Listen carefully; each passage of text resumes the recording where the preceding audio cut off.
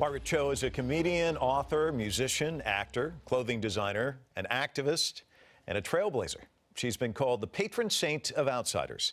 She's an outspoken advocate for the LGBT community and victims of bullying. She also serves the homeless in her hometown of San Francisco.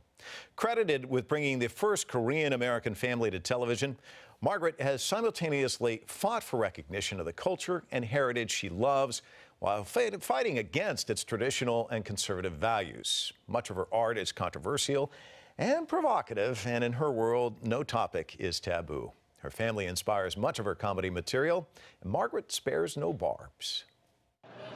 We never had a babysitter or anything. I never remember ever having a babysitter, and my mom would work all day, all night, come home really late at night, and I wouldn't be in bed, and she would freak out like, "Go to bed! Go to bed! If you don't go to bed, I'm gonna call the police." I'm like, good. Call the police. Maybe they can read me a story. Along with my rights. She joins us now to talk about growing up Cho, what fuels her activism, and her recent psycho comedy tour. Margaret Cho, welcome to Full Frame. Thank you. What does Mom think when you do that bit? Does she love it now? I think she loves it. I mean, I think that for the most part, at least in my family, for the women, as they get older, they become more and more invisible. And so I think they treasure these moments of visibility whenever they can get them. And certainly in my work, it's a good way to shine a spotlight on her, and she really gets into it.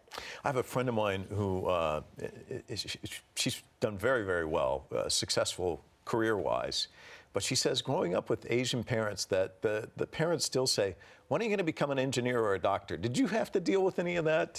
I think that my family were so confused by my life choices. I mean, they not really understood what stand-up comedy was. There's no equivalent in Korea. They don't have the same art form. You know, there are comedians in Korea for sure, but there's not that kind of place where people go see you do a show where you talk about your life. It's actually a very odd thing for Korean people. So I don't think they understood it.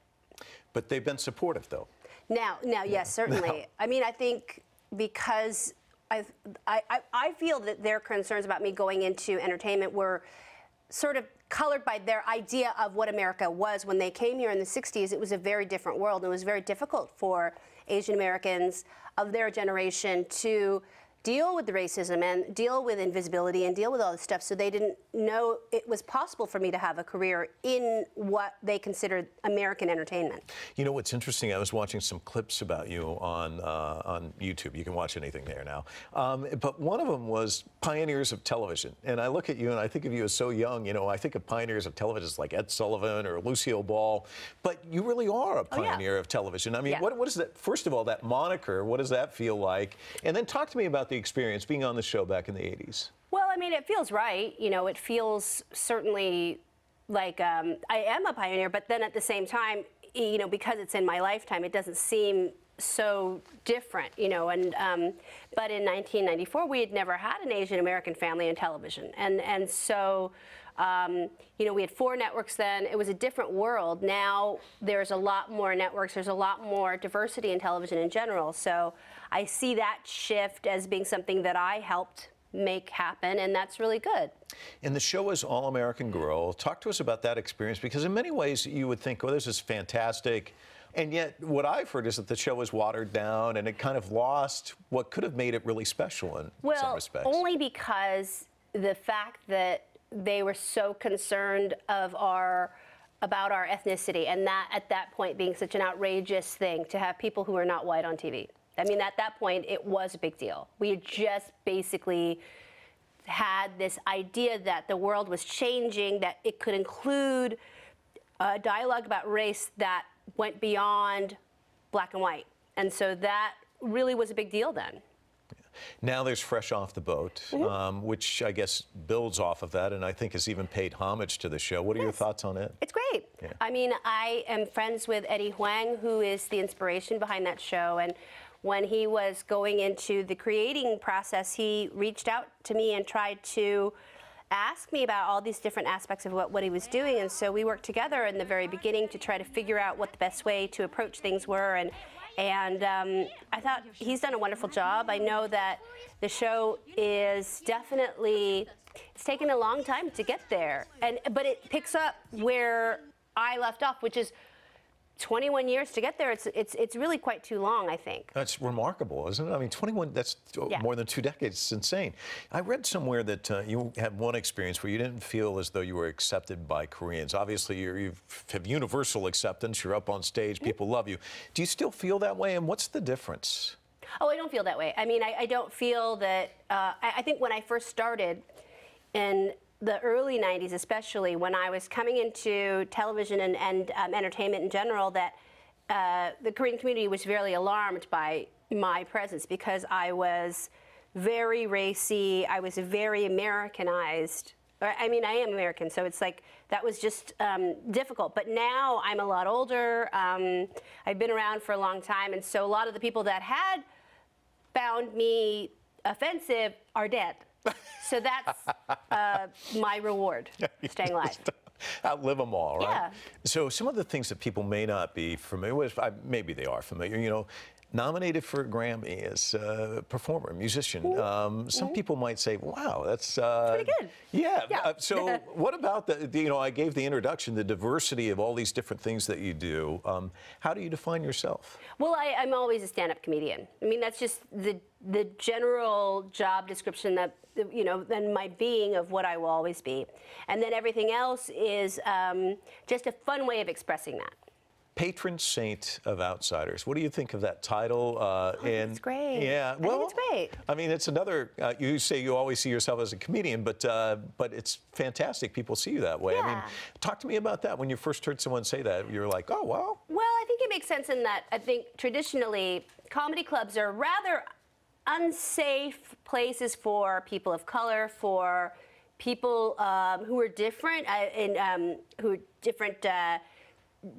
Like sexual minorities, definitely like minorities in general, women. We all sort of have trouble in comedy clubs because it's an art form that's can be very brutal and very difficult. And even though it's an art form about outsiders too, so it's all very complicated. So I think creating a comedy club experience that's safe for people like myself is really important.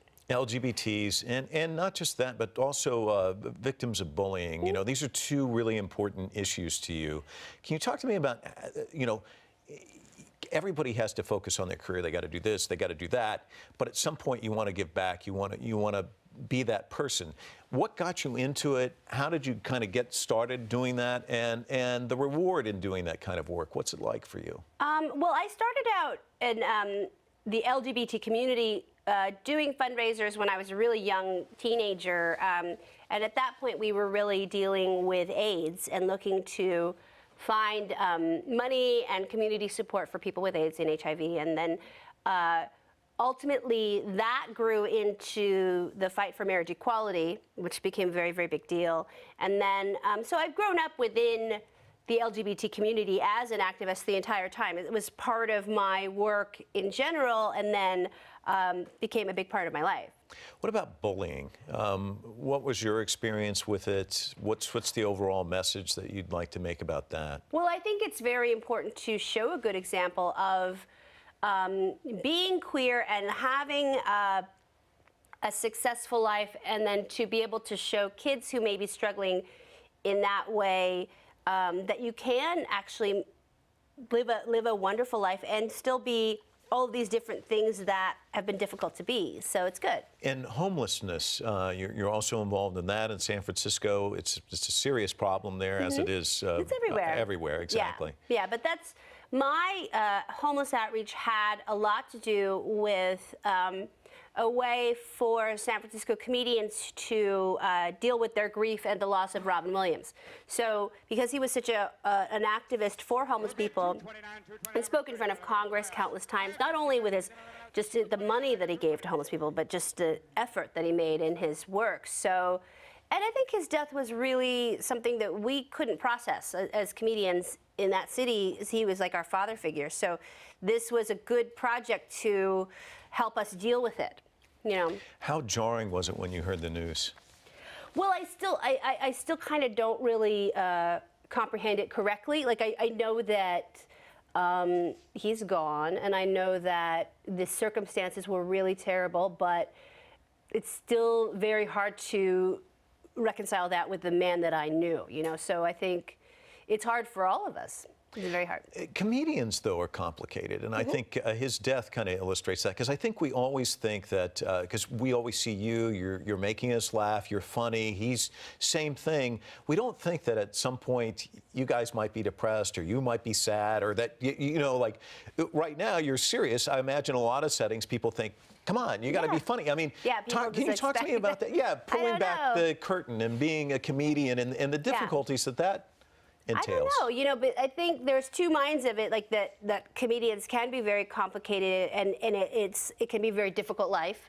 But then the other mindset is what Joan Rivers was all about, was about gratitude, saying it's so easy to be a comedian and we're so grateful that we have this position and we can work forever. And she was very, very right about a lot of those things. What is next for you? I will be on a tour. I'll go to Europe and do shows. I'm just going to be everywhere. Busy, busy, busy. Yeah. Margaret, thanks so much. Really appreciate it. Thank you.